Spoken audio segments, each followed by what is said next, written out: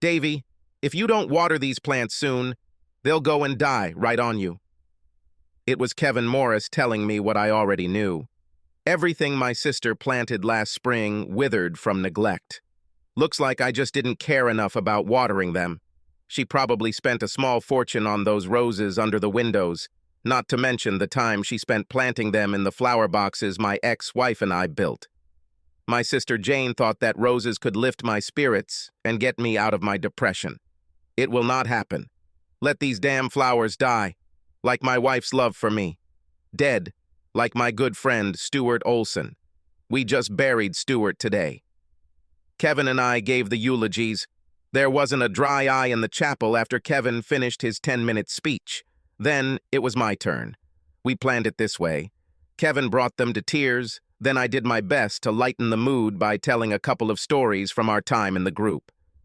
Kevin, Stuart, and I wrote The Yonder Blues Road. We did well at the regional level. We were busy most weekends and enough weekdays to attract a lot of fans. It was there that I met Sandy, the gorgeous blonde bombshell who would become my wife. At that moment, it dawned on me. Today was 1 year ago when I saw that terrible look on her face and heard her version of, "We need to talk." Could this really happen today?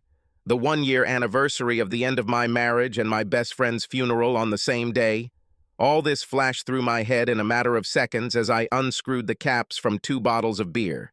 Kevin pulled Jack Daniels from the shelf and poured 2 shots.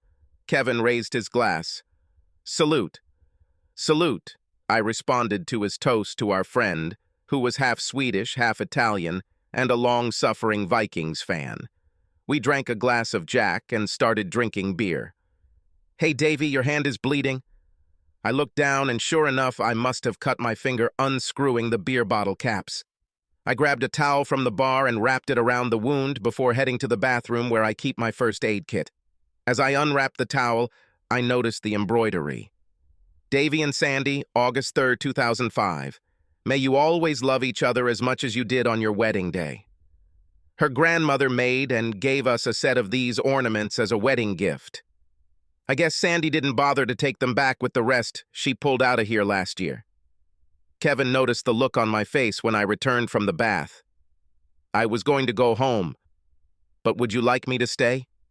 Shall we have another glass?" "No, buddy. Go home to your wife. These are always difficult days for spouses. Give Patty a hug for me and give her my love." With that, Kevin walked away, leaving me to reflect on how everything in my life had turned to shit. The Yonder Blues Road played in a small tavern in Madison. We had a crowd that evening. Lots of covers went well with some of our original tunes, good old-fashioned blues and rock. Stuart on drums, Kevin on bass and keyboards, and I sang and played guitar, a beautiful Les Paul signed by the man himself. It was supposed to hang on the wall in my office, but Mr. Paul himself told me that it would be a shame not to play such a beautiful instrument. So I did. Speaking of beauty, there in the crowd was the same blonde who was here 6 weeks ago when we last played this bar. She was about 170 centimeters tall, with long blonde hair, a sweet smile, and a stunning body clad in a tight tank top and skinny jeans. And when she danced, I got excited. Anyway, that night I did something that we only did on very rare occasions, and only when there was a lady in the audience with the right physique and dance moves. Remember Bruce Springsteen's Dancing in the Dark video where Bruce asks a random girl on stage to dance? Well, that's what I did to the blonde when we were covering a Springsteen song. And she did it. She danced, we played, and the crowd went crazy. She was still at the bar when the band finished their second and final encore. You don't have to hit me over the head with a brick to know that this lady was waiting for me. Kevin and Stuart gave me a break from sorting out my gear while I headed to the bar to introduce myself. We chatted for a few minutes before she gave me her phone number, asking me to call. Then she came out and I stared at her perfect ass in those jeans. Weeks later, the band had another show scheduled at a club in Madison. I called Sandy and asked if she was available for an actual date on Friday since we were playing on Saturday. She said yes, and I made a reservation at one of the best restaurants and bought tickets to the University Symphony Orchestra, I picked Sandy up at her house and she looked absolutely gorgeous in her little black dress and heels, nothing slutty, just classy. I was glad that I was wearing a nice sports jacket and had shaved off the usual stubble from my face. Our conversation over dinner was light. We were just getting to know each other, our likes and dislikes. Sandy held my hand during the concert. She said I made the right choice. Beethoven was her favorite composer, and the Third Symphony was one of his two that she liked best. She said she was surprised the blues rock guitarist chose the symphony. I had to admit that in my youth I took 8 years of violin lessons and 4 years in our school chamber orchestra. I also admitted that I picked up the guitar because when I was a horny teenager, girls liked guitarists more than concert violinists. Sandy had a good laugh at this. After the concert, I took Sandy to a quiet lounge for a drink and then went back to her house. As we stood in the doorway, I told her how much I enjoyed her company and asked if she would be at the tavern on Saturday. "Will you be at the club tomorrow night, or can we have a cup of coffee after I finish?" "Sorry, Davy, I won't lie to you. I have plans for tomorrow evening, and it wouldn't be fair to him to cancel this late. I just had a great evening with you. But fairness is fairness. I hope we can do this again soon." I was disappointed. It was one of the best evenings I've had in a long time. I thought we really hit it off, but I held my tongue, not wanting to spoil a pleasant evening with too harsh statements. I quickly kissed her and left. The next night I tried my best not to let the disappointment affect our show, but I know it lacked energy because no one really cared when the last set ended without an encore and we left the stage by 11. After loading my gear into the truck, I hit the road to rid myself of my fear. This turned out to be a bad idea, because as I was leaving the local coffee shop with a cup of coffee, I saw Sandy and some guy coming out of the jazz club across the street. The guy looked very familiar, possibly an athlete, given his height and build. They seemed very close, enough so that Sandy doesn't notice me. I sat at one of the tables on the sidewalk and watched them walk down the block. I would never have stooped to follow them, but there was no need to do so since they only walked half a block before entering a nice apartment building. I sat there, finishing my coffee and feeling sorry for myself before walking down to that building and looking at the list of names next to the call buttons. The name caught my eye, B. Johnston. That's why he seemed familiar to me. Benjamin, or more commonly known as Benny, Johnston was an All-American running back who was drafted by the New York Jets straight out of his senior year at Wisconsin.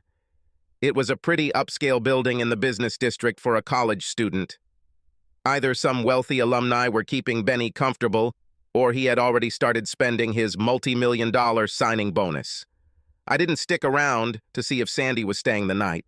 I did what any self-respecting guy would do. I found a bar that was open late, ordered a double shot of whiskey, picked up a girl who recognized the rock star, and took her to my hotel room for the night, for sex. The next morning, I got into my car and headed home with the intention of completely forgetting about Sandy. I half expected a call from Sandy within the next week, and was somewhat surprised when I didn't receive one. What I didn't know was that Sandy's little sister Alice, a 16-year-old wild child, was found dead on the New York subway that Sunday, an apparent overdose victim whose friends got scared and just left her there. I learned about this family tragedy much later. While Sandy dealt with her sad family problems, I was oblivious, assuming Sandy had gotten a better deal with a wealthy professional athlete. I immersed myself in work and the group.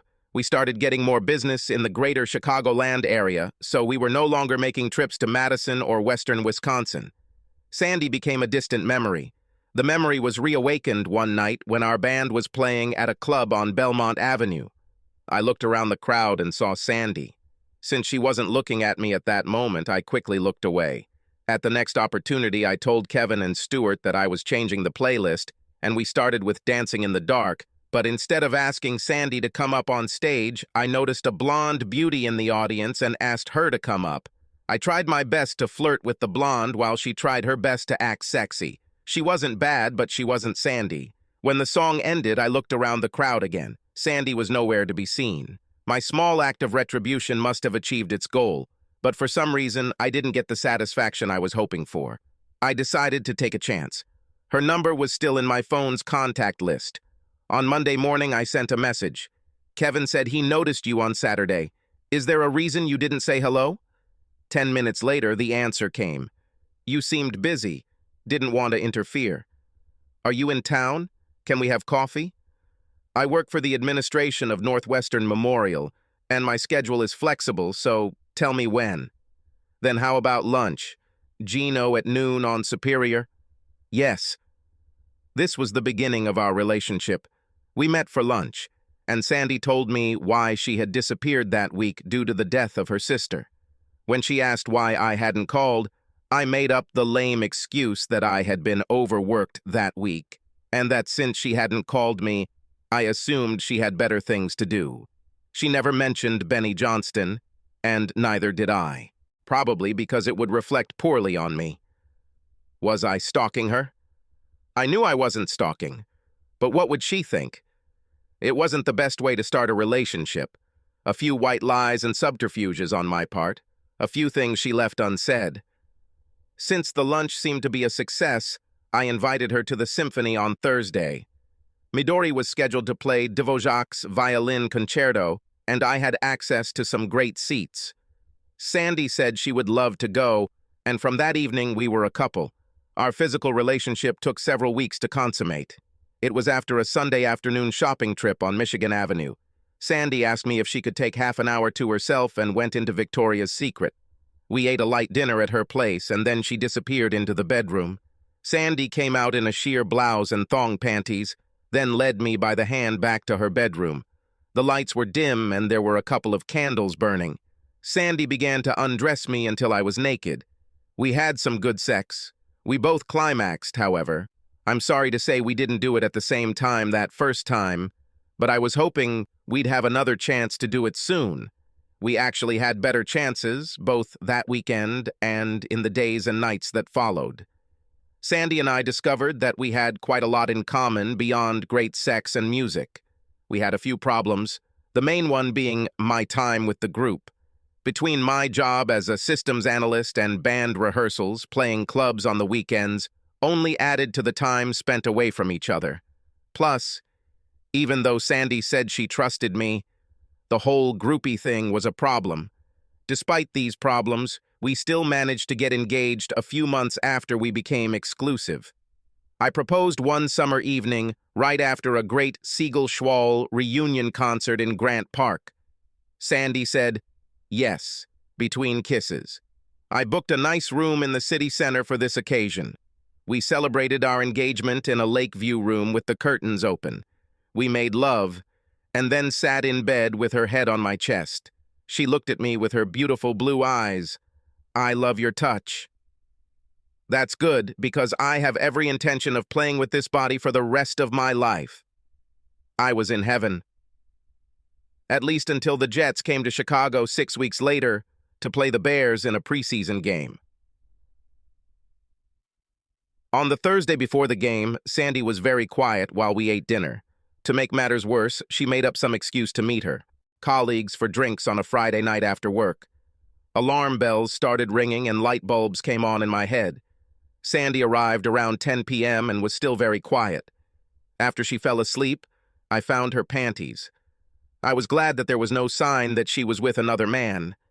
Maybe I didn't have anything to worry about after all, but I kept my feelings in check for the rest of the weekend. I was even more pleased when I checked her email while she was sleeping. There was a message from Benny begging her to see him again before he had to leave town with the team. Her answer read, "It's over between them. She's engaged. She loves her fiancé," and agreed to meet him on Friday, only to tell him about it to his face. She asked him to never contact her again. 3 weeks later, an event occurred that changed my life. Yonder Blues Road was playing at a great dive bar in Kankakee when 5 or 6 members of a motorcycle gang from Joliet showed up. The band had just finished their second set when there was a commotion in the back of the bar. Most of the bar's patrons were trying to understand what was going on, but I was in a hurry to get beer, so I stood with my back to the fight. Suddenly, I heard a characteristic click behind me. Before I could react, I heard another sound that I couldn't identify and felt a sharp pain in my arm. It turns out the click was the sound of a switchblade opening. One of the bikers intended to stab me in the back. For what reason? I could not imagine. The second sound I heard was Kevin's bass guitar hitting the biker in the back when he saw him coming at me with a knife. Kevin hit him hard enough that the knife missed its target. The cut on my arm was minor, but deep enough that I needed 12 stitches in the emergency room. Needless to say, this was the last straw for Sandy. I had to leave the group, otherwise, the wedding would not have happened. The biker never admitted why he targeted me. He ended up receiving 5 years in prison for a variety of charges related to the incident. It was all strange. Something was wrong, and it seemed like the whole episode was staged specifically to get at me. Or was I just being paranoid? Years later, I learned the truth. The band had a few shows that couldn't be canceled without significant financial penalties. So we renamed those last 6 shows the Goodbye Yonder Blues Road Tour, and then I parted ways, looking forward to life with Sandy, getting married, buying a house, renovating it, and making it our home. We had been enjoying marital bliss for over 2 years when everything went wrong. Sandy felt stuck in her job and had very little hope of advancement over the next few years. She was in her late 30s and wanted to wait a few more years before having children. At the same time, she hoped to make a decent career. Sandy tried every hospital in the area without success. She received a call from a talent hunter with an excellent prospect. St. Jude Children's Hospital in Memphis was interested in talking with her. We discussed this in detail. I could probably start looking for jobs in the Memphis area, but it may be a while before anything opens up in my area. Will our marriage remain strong if we live apart for a few months or so? Other couples have done it, so why not us? As a result, Sandy passed the interview, received a lucrative offer, and unfortunately, we decided to live in different cities for a while. This could have worked, if not for one hitch. 2 weeks after Sandy moved to Memphis, Benny Johnston was traded from the Jets to the Titans. Nashville and Memphis are 300 kilometers apart, otherwise I could have taken more initiative. Heck, I could just quit my job and move there. But I allowed events to happen that ultimately led to the end of my marriage because, although I thought 300 kilometers would be a barrier to pursuing Benny Sandy, he didn't think it was too far to travel. Something else happened during our separation. I received an email from Sandy's college friend, Davy. I heard about this website from an old friend. At first I thought the girl in the video was young Sandy, but then I realized it must be her sister. I didn't know how to approach Sandy, so I'm asking for your help in removing this from the website. Jason. The letter contained a link to an adult site. I hesitated before finally looking. I've never met Alice, but I've seen photographs. The young woman in the video was definitely Alice, and the first part of the video showed Alice with a woman in a sexual situation. I didn't watch the rest. I didn't want to, but I needed a family member with access to her birth certificate to contact the website to remove the video of Alice underage. Sandy was shocked when I told her. She deleted the video, sparing her parents another painful reminder of what their young daughter had become. Soon after, the relationship deteriorated. I assumed that we would reconnect after we moved in together again. I sent out more resumes to Memphis companies hoping to get offers. When Benny learned from mutual friends that Sandy was living alone in Memphis, he began his campaign. I don't know all the details, just the end result. In the 3rd month of our separation, I flew to Memphis for an interview with the company. Sandy picked me up at the airport, and it was obvious something was wrong. My interview went well, and I was offered the job. I took a taxi to Sandy's apartment, and when I walked in, I heard these sad words. "Davy, I'm sorry, honey. We need to talk." Part of my post-divorce depression was self-loathing for never being completely honest with Sandy. I never knew how to approach the topic of her relationship with Benny, a professional football superstar. I'm not a slouch physically. I have a decent body. I'm 185 cm athletic, handsome enough to attract the ladies. But how can any guy compare to a 6'1", 250-pound millionaire who's strong enough to play professional baseball? So, I probably did the worst thing anyone else could do without discussing the elephant in the room, to understand what demons Sandy was dealing with regarding Benny, and to calm those demons by speaking out about it. A year later, I was stuck in my depression, allowing the breakdown of my marriage to continue to weigh on me. I did not accept the job offer from the Memphis company and stayed here in Chicago. Sandy and I divorced, and she moved in with Benny. Stuart was hit by a drunk driver while riding his motorcycle home from work. The past year has passed too slowly. Why does time speed up when everything is going so fantastically, but slow down during difficult days, months, years? It just doesn't seem fair.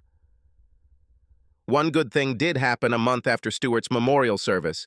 Kevin played bass in a local blues band called the John Reginald Group. They were in the middle of recording when their guitarist was arrested for drug dealing.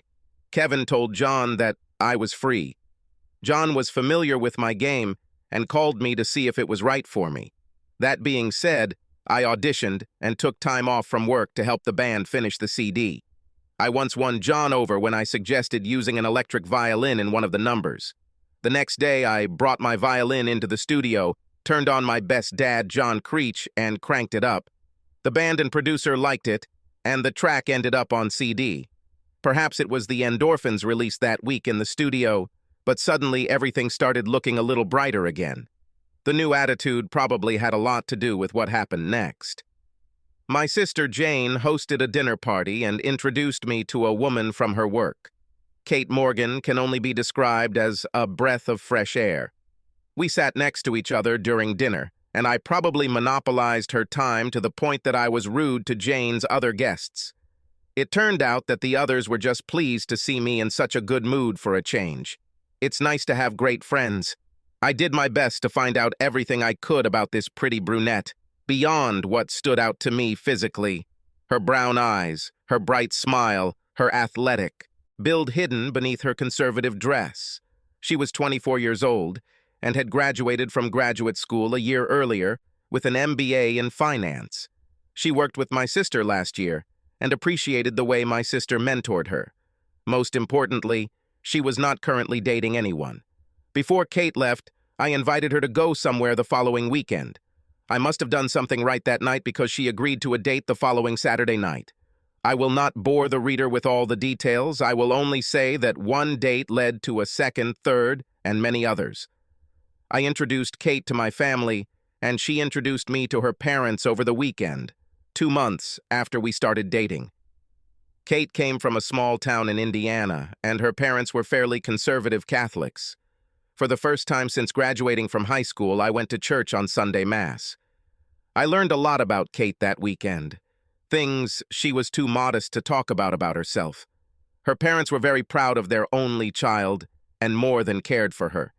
You could see the pride when her mother and father talked about Kate graduating high school as valedictorian, becoming homecoming queen and captain of the volleyball team, received a full scholarship to Loyola and graduated as salutatorian. Up to this point, Kate and I had been limited to kissing and the occasional very heated smooch, but she wanted to take her time with the physical aspect of our relationship.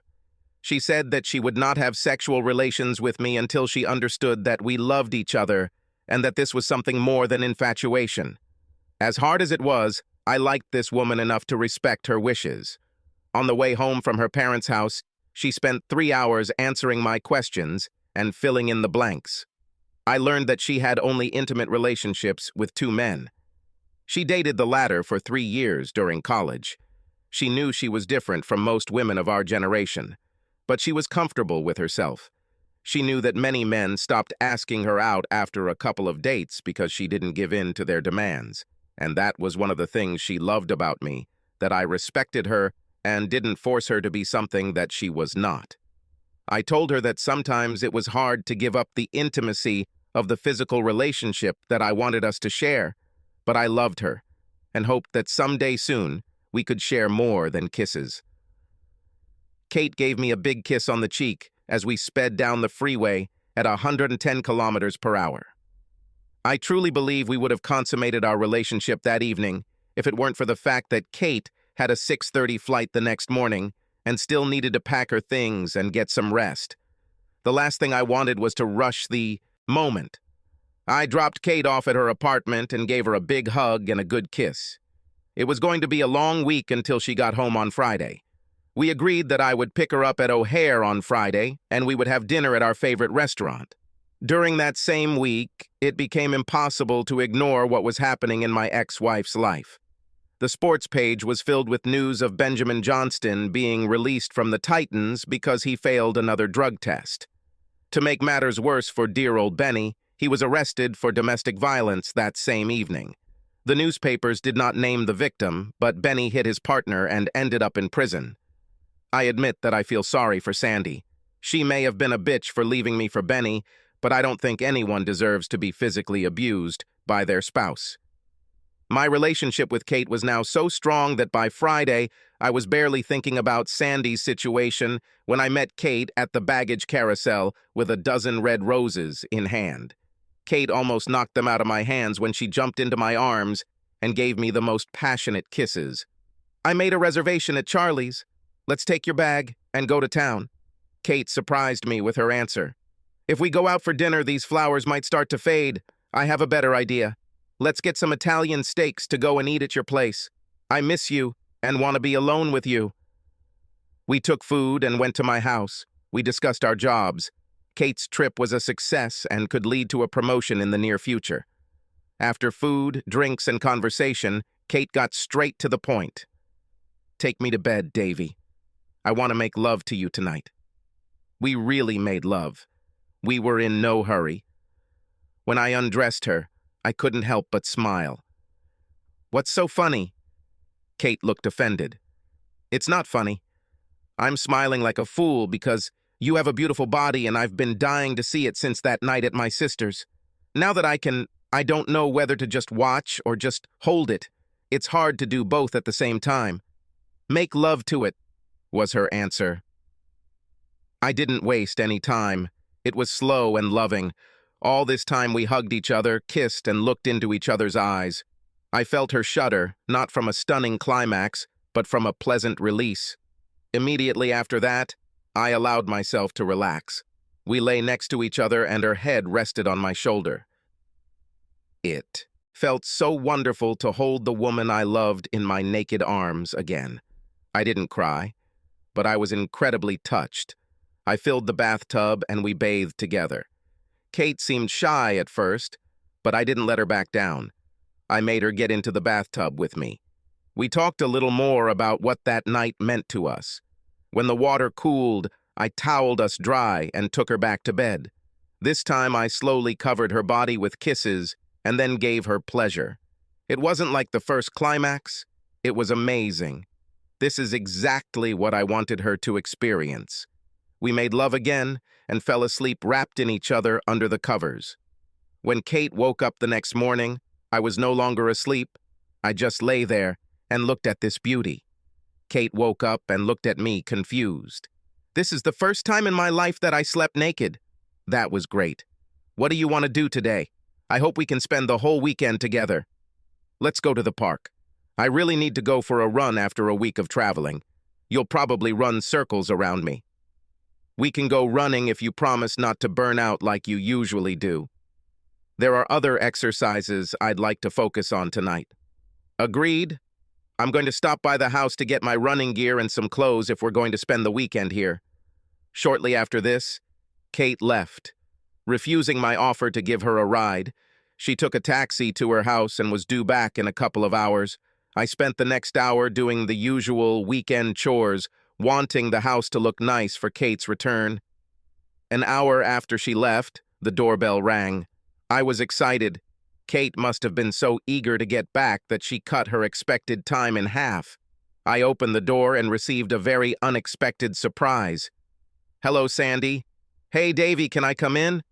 I could only nod and step aside as Sandy, looking as beautiful as ever, walked through the door for the first time since packing up her personal belongings almost a year and a half ago. When I closed the door, Sandy hugged me. "Davy, I was a fool and I'm so sorry. I love you and I want us to be together again. I want to become your wife again." Catherine Morgan grew up always trying to be a good girl, someone her parents would be proud to call their daughter. That's why, when her friends in high school told her about a porn actress named Katie Morgan, she immediately forbade anyone to call her Katie, and from that day on, went by Kate. The hardest part was convincing her father until she finally broke down and told him why. They both blushed and Dad never called her Katie again. And Kate was a good girl. Until last night, she had only 2 men in her life. The first was her high school boyfriend. They both lost their virginity on the night of their prom. Instead of going to an all-night party, Jeffrey booked a hotel room in the city, and they spent a pleasant night awkwardly losing their cherries. The second man was a guy she dated for 3 years in college. Their lovemaking was enjoyable, but the sex made her wonder what all the fuss was about. It was a combination of factors. It was now obvious to Kate that Howard was small, at least compared to Jeffrey or Davy. And Howard never tried to give her pleasure, like Davy did last night. Last night, Kate tried to stop Davy, but Davy didn't give up until he finally got his way. Now she knew why her friends liked sex. Her first night with Davy surpassed anything that had happened in 3 years with Howard. When Kate left Davy's house in the morning, she was already planning their wedding. She was glad that they waited to have sex until she realized that she was absolutely in love with Davy, and was sure that he had the same feelings for her. Everything that happened last night exceeded all her expectations. She planned to have sex with Davy when she returned from this latest business trip. It made the ride feel as slow as molasses. What she didn't expect was to enjoy sex so much. All this was so exciting for a girl who had kept her sensuality in reserve all her life. Kate walked into her apartment and tossed a week's worth of work clothes onto her bed. She ran around the apartment, gathering exercise equipment and enough casual clothing for the next 2 days. Grabbing the pajamas, she stopped and looked at them in her hand and smiled as she tossed them back into the drawer. "This is not necessary," she thought to herself. Kate hurriedly stopped long enough to water the houseplants, then carried her suitcase to her car and drove to Davy's house, trying her best to obey the speed limit and avoid running red lights. As she turned onto Davy Street, she was brought out of her euphoric state by a sight that nearly crushed her. There was a red Honda with Tennessee license plates in the driveway. Kate didn't stop. She continued to drive, but now with tears instead of a smile on her face. While Kate drove past Davy's house, Davy and Sandy were inside, discussing all the things they should have said before their divorce. I looked at Sandy. She was still beautiful, even with one black eye. "Tell me why, Sandy. Tell me why you left me for a guy who ends up beating you. I was so angry with you after you showed me the video with Alice. It doesn't make any sense now, but at the time, I blamed you for bringing it to my attention." This was another thing that broke my heart for my little sister. I always thought that maybe I didn't do enough to help her. I projected my inability to save her onto you. At the same time, Benny started calling me just to talk. When I told him about the video, he suggested that you were spending your free time watching adult films instead of looking for a job in Memphis. Benny said a lot of things that shook my confidence in our relationship. He told me that it was common knowledge that the reason you were stabbed by that gang member was because you had sex with his lady. I let Sandy chat for a while, thinking about how this whole nightmare reminded me of some B movie I saw on TV late at night. Then I said my word. "Stay here. I want to show you something." I went to my office and selected 2 files. "Sandy, first, here is a printout of the email that Jason Taylor sent me. You can read that he was the one who notified me about the video. I saved a copy of his email in case I was ever suspected of viewing child porn. Notice how Jason calls the old friend who gave him the website address? When I ran into Jason last year, he told me the name of his friend. It was Benjamin Johnston." Sandy sat with her mouth open. I didn't let up. "Here's the report from the private investigator I hired after talking to Jason. Something doesn't add up about the biker who tried to stab me that night. Go ahead and read the statement he received from one of the gang that was at the bar that night. Samuel Archer, a private investigator hired by David Newman, met with Daniel Bailey, a member of the Diablos motorcycle gang based in Joliet. Mr. Bailey provided the following statement for a fee of $500, although he was adamant that he would never repeat this statement to law enforcement or under oath. Mr. Bailey confirmed that Benjamin Johnston paid him and his associates $7,500 to kill David Newman. The gang made the mistake of entrusting this task to one Joseph Burns as part of his initiation into the gang.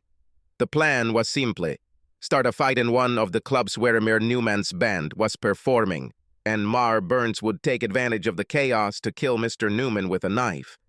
Mr. Burns failed due to the quick response of Kevin Morris, the bassist. Sandy finished reading and looked at me again with tears in her eyes. "I'm so sorry. The only thing I never found out was why your boyfriend never made a second attempt." Sandy replied, "Well, it was around the time that Benny started dating that hip-hop diva. He probably forgot about me for a while, at least until she abandoned him when he was traded to the Titans. And then he started contacting you again?"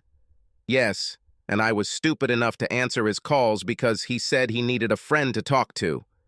He used my friendship to undermine our marriage, and I let him do it.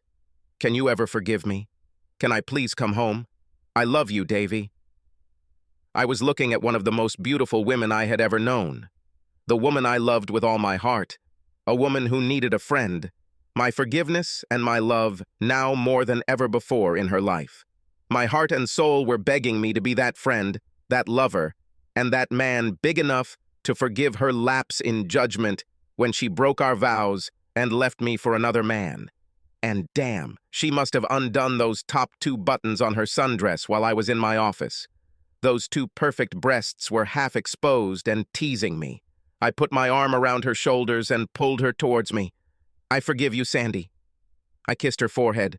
Sandy looked at me with all the hope in the world in those beautiful blue eyes.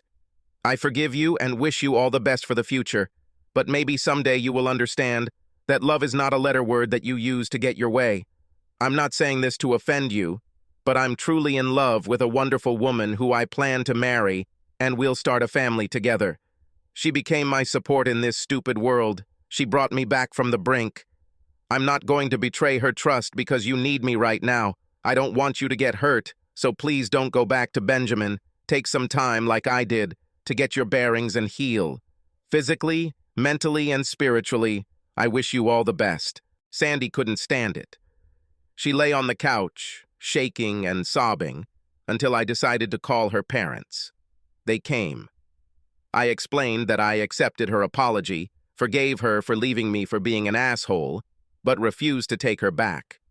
Luckily, her parents understood. They embraced her and took her to their home. After Sandy left with her parents, I looked at my watch. It was already past 3 in the afternoon. Kate should have been here hours ago. I dialed Kate's number and waited for her to answer. It was the longest 15 seconds of my life.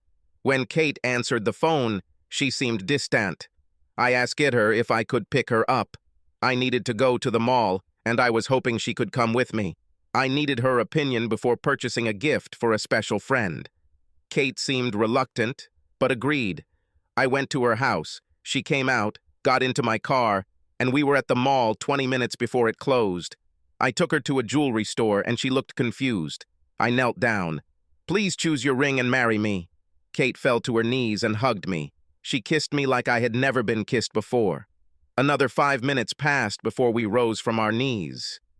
She chose a very simple design with a half-carat diamond. I told the saleswoman to put a full carat in the frame, and I would pick it up tomorrow. I toured with John Reginald's band for 2 months during our engagement. This tour kicked my travel habit, and no, I didn't sleep with any groupies. But the music bug stayed with me. Shortly after our wedding, Katie and I moved to Austin, where I work full-time in systems development. This allows me the flexibility to spend a few hours a month as a session guitarist and violinist. Oh, and plenty of time to be a proud and caring dad to the 3 children KTA and I were lucky enough to have. Yes, you read that right. At the wedding, her father approached her and asked, Now that your last name is Newman, is it okay if I call my little girl Katie again? The sweetest woman I know cried when she told her father everything was okay. All these years later, I still find myself singing that stupid Dean Martin tune. How lucky can one guy be? I kissed her and she kissed me. As one guy once said, isn't it a blow to the head? Subscribe to our channel so that your second chaff doesn't cheat on you, and go ahead and listen to the next story, because this story is nothing compared to the next one. If you're under 18, don't even think about listening to the next one.